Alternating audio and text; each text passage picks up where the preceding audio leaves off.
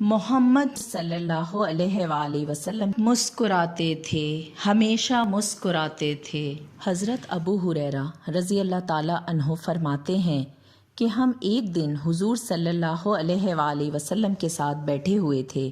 میں نے دیکھا آپ صلی اللہ علیہ وآلہ وسلم مسکرا رہے ہیں۔ کسی نے کہا، یا رسول اللہ، آپ کیوں ہنس رہے ہیں؟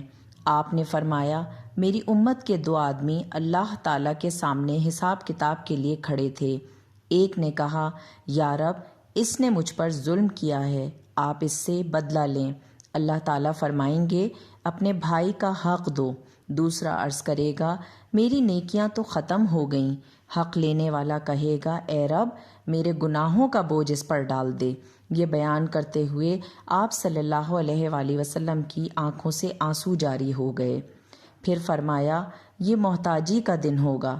اللہ تعالیٰ حق مانگنے والے سے کہے گا، اوپر دیکھ اور جنت دیکھ۔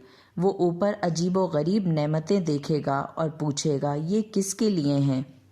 اللہ تعالیٰ فرمائیں گے کہ جو اس کی قیمت ادا کرے گا۔ وہ عرض کرے گا، اس کی قیمت کون ادا کر سکتا ہے؟ اللہ تعالیٰ فرمائیں گے، تو بھی ادا کر سکتا ہے۔ وہ عرض کرے گا، کس چیز سے؟ اللہ تعالیٰ فرمائیں گے، درگزر کرنے سے۔ وہ عرض کرے گا، اے رب، میں نے اس کو معاف کیا۔ اللہ تعالیٰ فرمائیں گے، اپنے بھائی کا ہاتھ پکڑ اور اس کو جنت میں داخل کر دے۔ آپ صلی اللہ علیہ وآلہ وسلم نے فرمایا، اللہ سے ڈرو اور آپس میں صلح کرو، کیونکہ اللہ تعالیٰ قیامت کے دن مسلمانوں کے درمیان صلح کروائیں گے۔